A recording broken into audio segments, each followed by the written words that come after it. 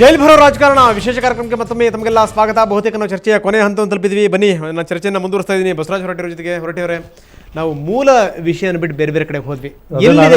ಎಲ್ಲಿದೆ ರಾಜ್ಯ ರಾಜಕಾರಣದಲ್ಲಿ ತತ್ವ, ಸಿದ್ಧಾಂತ, ಮೌಲ್ಯಗಳು ಎಲ್ಲಿ ಹೋದ್ವವೆಲ್ಲ ಅಂತ ನಮಗೂ ಅದೇ ದಿನನಿತ್ಯ ಅದೇ ವಿಚಾರ ಮಾಡ್ತೀವಿ ನಾವು. ಇವತ್ತು ದಿನನಿತ್ಯ ನೋಡಿದ್ರೆ ಯಾವಾಗೂ ನಾವು ಇಷ್ಟು 31 ವರ್ಷ ಮುಗೀತು ನಂದು ವಿಧಾನ ಪರಿಷತ್ತಿನ ಸದಸ್ಯರು. ಇಂಥವು ನಾವು ನೋಡಲಿಲ್ಲ.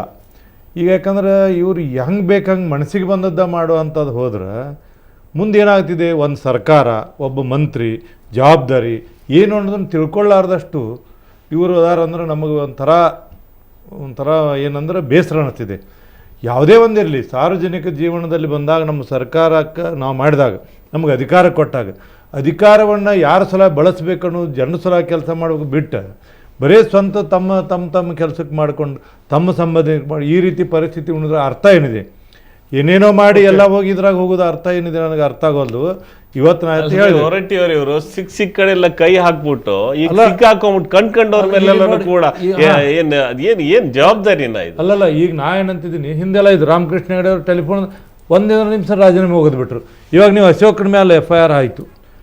ಈಗ ಒಬ್ಬ SP, ನಾನು ಹೇಳ್ತೀನಿ, ಒಬ್ಬ SP ಹೋಗಿ ಅಶೋಕನ ಮೇಲೆ ಎನ್ಕ್ವೈರಿ ಮಾಡೋಕ್ಕಾಗ್ತಿದೆಯಾ, ರಿಪೋರ್ಟ್ ತರೋಕ್ಕಾಗ್ತಿದೆ? ಅಶೋಕ ರಾಜೀನಾಮೆ ಕೊಡಬೇಕು. ಇವ್ರಿಗೆ ಮೌಲ್ಯನೇ ಇಲ್ಲ. ನಾ ಹೇಳ್ತೀನಿ, ಚಂದ್ರೇಗೌಡರಿಗೆ ಭಾಳ ಗೌರವದಿಂದ, ಯಾಕಂದ್ರೆ ನನ್ನ ಮೊದಲಿನ ಗುರುಗಳವರು. ಬಟ್ ಬಂದು ಹೇಳ್ತೀನಿ ಅಂದರೆ, ಈ ಸರ್ಕಾರ ಬಂದಾಗ ನಡೆದಂಥ ಅವ್ಯವಹಾರಗಳು ಬೇಕಾಬಿಟ್ಟು ತಮ್ಮ ಮನಸ್ಸಿಗೆ ಬಂದದ್ದು ಮಾಡೋದು, ಏನು ಬೇಕಾದಂದ್ರೆ ಪ್ರೈವೇಟ್ ಪಾರ್ಟಿ ಅಂತ ತಿಳ್ಕೊಂಡು ಪ್ರೈವೇಟ್ ಪ್ರಾಪರ್ಟಿ, ಪ್ರೈವೇಟ್ ಪಾರ್ಟಿ ಈ ರೀತಿ ಮಾಡೋದ್ರಿಂದ ಇವತ್ತು ಅವ್ರು ಸಿಕ್ಕಾಕೊಂಡ್ರೆ ಅದಕ್ಕೇನು ಮಾಡೋಕ್ಕಾಗೋದಿಲ್ಲ.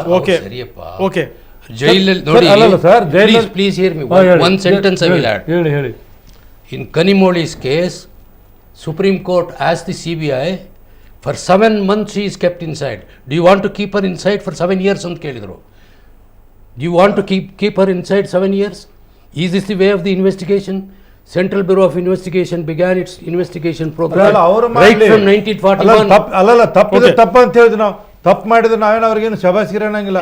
ತಪ್ಪು ಮಾಡಿ ಬಟ್ ನಾವೇನಂತೀನಿ, ಅಧಿಕಾರ ಇದ್ದಂಥವ್ರು, ರಾಜಕಾರಣ ಮಾಡೋರು ಸರಿಯಾಗಿರ್ಬೇಕು ಅನ್ನುವಂಥ ಮಾತನ್ನು ನಾವು ಹೇಳಲಿಕ್ಕೆ ಇಷ್ಟಪಡ್ತೀವಿ. ಮಾಡ್ತೀವಿ ಉಂಟೀರಿ. Okay sir. ಸುದರ್ಶನ್ ಜಿ, ಕೊನೆಯದಾಗ ತಾವೇನು ಹೇಳ್ತೀರಿ ಸರ್? ನೋಡಿ, ಏನಂತಂದರೆ ಕಾನೂನು ತನ್ನ ಕ್ರಮಗಳನ್ನು ತಗೊಳ್ಳೇಬೇಕಾಗತ್ತೆ. ಕಾನೂನು ಕ್ರಮಗಳನ್ನು ತಗೊಳ್ಬೇಕು ಅನ್ನೋಂಥದ್ದನ್ನೇ ಇವತ್ತು ಜನರ ನಿರೀಕ್ಷೆ ಇರುವಂಥದ್ದು. ಅದು ತನ್ನ ಜವಾಬ್ದಾರಿಯನ್ನು ಸರಿಯಾದಂಥ ರೀತಿಯಲ್ಲಿ ನಿರ್ವಹಿಸ್ತಾ ಇಲ್ಲ ಅನ್ನುವಂಥದ್ದೇ ಜನರು ಮಾತಾಡ್ತಾ ಇದ್ದಂಥದ್ದು. ಇವತ್ತು ಜುಡಿಷಿಯಲ್ ಆಕ್ಟಿವಿಸಮ್ ಅಲ್ಲ, judiciary is discharging it's duties ಅಷ್ಟೇ. ಇದು ನಿರಂತರವಾಗಿ ನಡ್ಕೊಂಡು ಹೋಗಬೇಕು ಅನ್ನೋಂಥದ್ದೇ. ಆದರೆ ಜುಡಿಷಿಯರಿನಲ್ಲಿ ಅಲ್ಲಿನೂ ಕೂಡ ಏನಾದರೂ ಲೋಪದೋಷಗಳಿದ್ದರೆ ಅಲ್ಲಿನ ರಿಫಾರ್ಮ್ಸ್ ಬಗ್ಗೆನೂ ನಾವು ಯೋಚನೆ ಮಾಡಬೇಕಾಗತ್ತೆ. ಎಕ್ಸಿಕ್ಯೂಟಿವ್ನಲ್ಲಿ ಏರುಪೇರುಗಳಿದ್ದರೆ ಅಲ್ಲಿನ ರಿಫಾರ್ಮ್ಸ್ ಬಗ್ಗೆ ಯೋಚನೆ ಮಾಡಬೇಕಾಗುತ್ತೆ. ಚುನಾವಣಾ ಪದ್ಧತಿಗಳಲ್ಲಿ ಇವತ್ತು ಭಾಳ ಅತಿ ಅವಶ್ಯಕವಾಗಿ ಎಲೆಕ್ಟ್ರಲ್ ರಿಫಾರ್ಮ್ಸ್ ಅನ್ನು ತರಬೇಕಾಗತ್ತೆ. ಸೊ ಅದರಿಂದ ನಾವು ಯಾರಿಗೂ ಆನ್ಸರಬಲ್ ಅಲ್ಲ, ನಾವು ಯಾರಿಗೂ ಅಕೌಂಟಬಲ್ ಅಲ್ಲ, ನಮ್ಮನ್ನು ಯಾರೂ ಕೇಳಬೇಕಾದ ಅಗತ್ಯ ಇಲ್ಲ. ನಾವು ಮಾಡಿದ್ದೇ ಸರಿ ಅಂತ ಹೇಳ್ತಕ್ಕಂಥ ಮಾತನ್ನ ಚಂದ್ರೇಗೌಡರಂತ ಹಿರಿಯರು ಈ ರೀತಿಯಾಗಿ ಹೇಳುವಂತದ್ದಾದ್ರೆ ನಿಜವಾಗ್ಲೂ ಕೂಡ ಮತ್ತೆ ನಾವು ಯಾರಿಂದನೂ ಕೂಡ ನಿರೀಕ್ಷೆ ಮಾಡ್ತಕ್ಕಂಥದ್ದು ಕಷ್ಟ ಆಗುತ್ತೆ. ಅಲ್ರಿ ಇವರೇ, ಒಂದು ನಿಮಿಷ. ಅಲ್ಲಲ್ಲ, ಏನಂದ್ರೆ ಇವತ್ತೊಂದು ಪ್ರಶ್ನೆ ಕೇಳಿದ್ರು ನಾನು, ನಿಮ್ಮ TV ಅವರು, ಜುಡಿಷಿಯರಿ ಎಲ್ಲ ಡೈರೆಕ್ಷನ್ ಕೊಡೋದು ಗೌರ್ಮೆಂಟ್ ಅವರೇ ನಡೆಸ್ತಾರ ಅಂತ ಬರುತ್ತೆ, ನಿಮ್ಮ ಭಾವನೆ ಬರುತ್ತೆ ಅಂದರು.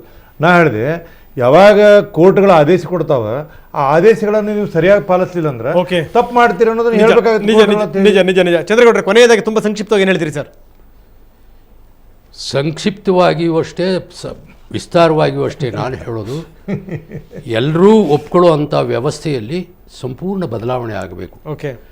ಈ ಬದಲಾವಣೆ ಲೋಕಾಯುಕ್ತ ಅಥವಾ ಲೋಕಪಾಲ್ ಮಸೂದೆಯಿಂದ ಆಗ್ತದೆ ಅಂಥೇಳಿ ಜನ ವಿಶ್ವಾಸ ಇಟ್ಟು ದೇಶ ತುಂಬ ಚಳುವಳಿ ಮಾಡಿದರು.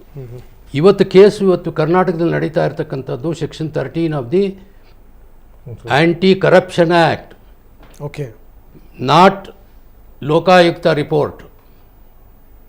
Let us make A distinction between the two. Lokayukta, therefore what I say is, ಜನ ಸಾಮಾನ್ಯವಾಗಿ ಮಾತನಾಡುವಷ್ಟು ಸ್ಥಿತಿಗೆ ಜುಡಿಷಿಯರು ಇಳಿಬಾರ್ದು, ಸಾರ್ವಜನಿಕ ಬದುಕು ಇಳಿಬಾರ್ದು. ನಾನು 42 ವರ್ಷಗಳ ಕಾಲ ಸಾರ್ವಜನಿಕ ಜೀವನದಲ್ಲಿ ಬದುಕಿದ್ದೇನೆ. ನನ್ನ ಮೇಲೆ ಯಾಕೆ ಒಂದು ಕ್ರಿಮಿನಲ್ ಕೇಸ್ ಇಲ್ಲ? ಅಲ್ಲ, ಈಗ ಇವ್ರ ಮೇಲೆ ಯಾಕಿಲ್ಲ? ನಾನು ಒಂದು ಪ್ರಶ್ನೆ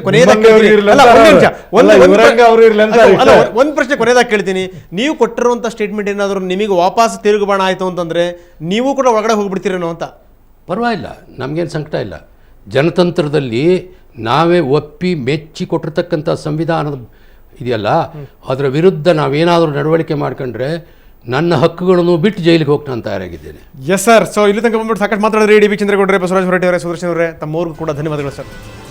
ಸೊ ಇದು ರಾಜ್ಯದ ಸ್ಥಿತಿಗತಿಗಳು. ನಿಜಕ್ಕೂ ಏನು ಅಂದರೆ ಇಂತಹ ಬೆಳವಣಿಗೆಗಳು ಆಗಬಾರ್ದು ಅನ್ನುವಂಥದ್ದೇ ಈ ಮೂವರು ನಾಯಕರ ಒಟ್ಟಾರೆ ಅಭಿಪ್ರಾಯ. ಆದರೆ ಇಂಥ ಬೆಳವಣಿಗೆಗಳು ರಾಜ್ಯ ರಾಜಕೀಯವನ್ನು ಎಲ್ಲಿಗೆ ತಗೊಂಡು ಹೋಗ್ತಾ ಇವೆ ಅನ್ನುವಂಥದ್ದು ನಮ್ಮ ಪ್ರಶ್ನೆ. ಜನಸಾಮಾನ್ಯರ ಸಮಸ್ಯೆಗಳಿಗೆ ಸ್ಪಂದಿಸಿ ಅಂತ ನಾವು ನಿಮ್ಮನ್ನು ಗೆಲ್ಲಿಸಿ ಕಳಿಸಿದ್ರೆ ನೀವು ಮಾಡ್ತಿರುವಂಥದ್ದು ಏನು? ಎಷ್ಟನ್ನು ಬಡ್ದು ಬಾಯಿಗೆ ಹಾಕೋಬೇಕು ಅಂತ ಯೋಚನೆ ಮಾಡ್ತಾ ಇದ್ದೀರಿ? ಇದು ಜನಸಾಮಾನ್ಯರ ರಾಜಕಾರಣಿಗಳಿಗೆ ಕೇಳುವಂಥ ಪ್ರಶ್ನೆ. ಇನ್ನಾದರೂ ರಾಜಕಾರಣಿಗಳು ಎಚ್ಚೆತ್ತುಕೊಳ್ಳಿ. ಒಬ್ಬರಾದ್ಮೇಲೆ ಒಬ್ಬರ ಮೇಲೆ ಆರೋಪಗಳು, ಒಬ್ಬರಾದ್ಮೇಲೆ ಒಬ್ಬರು ಒಳಗೋಗುವಂಥದ್ದು, ಇದು ಎಂಥ ರಾಜಕೀಯ ಅನ್ನುವಂಥದ್ದು ಮತ್ತೆ ಮತ್ತೆ ಹೇಳುವಂಥ ಪ್ರಶ್ನೆ. ಬಹುಶಃ ಸಂಬಂಧಪಟ್ಟಂಥವರೇ ಇದಕ್ಕೆ ಉತ್ತರ ಕೊಡಬೇಕು. ಇದು ನಿರಂತರವಾಗಿ ಮುಂದುವರಿಯುತ್ತೆ ಅನ್ನುವಂಥ ಇದು ಬಹಳ ಬೇಸರದ ಸಂಗತಿ. ಇದು ಇಷ್ಟು ಹೇಳ್ತಾ ವಿಶೇಷ ಕಾರ್ಯಕ್ರಮ ಮುಗಿಸ್ತಾ ಇದ್ದೀನಿ. ನಮಸ್ಕಾರ. Thank you very much.